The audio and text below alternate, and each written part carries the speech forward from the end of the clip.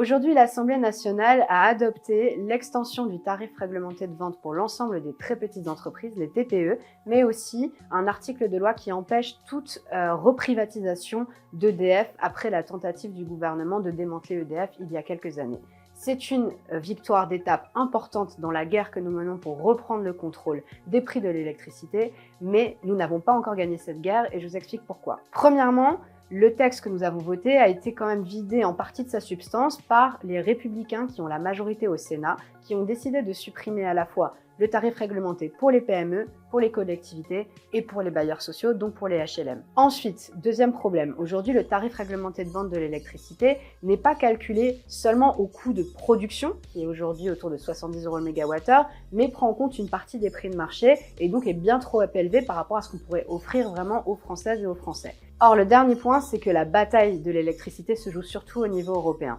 Après 2 ans de crise qui a mis l'ensemble de l'Europe à genoux, la Commission européenne a fait adopter une réforme qu'on aurait pu penser qu'il aurait dû corriger tous les défauts qui nous ont mis dans cette situation, mais qui en fait empire la situation. Elle empire la situation parce qu'elle poursuit la libéralisation du marché de l'électricité, la privatisation de la production d'électricité. Elle poursuit le fait d'empêcher les États d'encadrer les prix de l'électricité. Et cette réforme, le problème, c'est qu'elle a été validée évidemment par les macronistes parce qu'ils sont très libéraux, par la droite parce qu'ils sont très libéraux, mais aussi par le groupe auquel appartient le Rassemblement national qui, sur les plateaux télé français, dit qu'il est contre le marché européen de l'électricité, mais qui laisse son groupe voter pour la réforme et en plus essayer de la libéraliser encore plus. Mais là où nous sommes aussi assez déçus, c'est que nos partenaires de gauche qui, dans le cadre de la NUPES, travaillent de concert avec nous pour un service public de l'énergie au niveau français,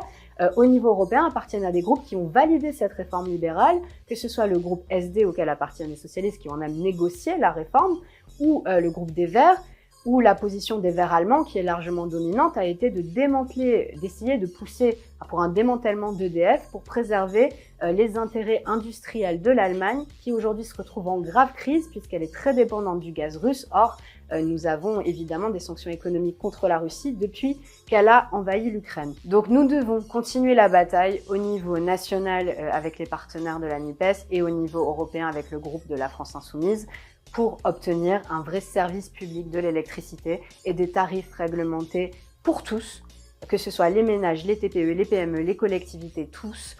au plus près des coûts de production. Nous pouvons nous le permettre et nous devons le faire.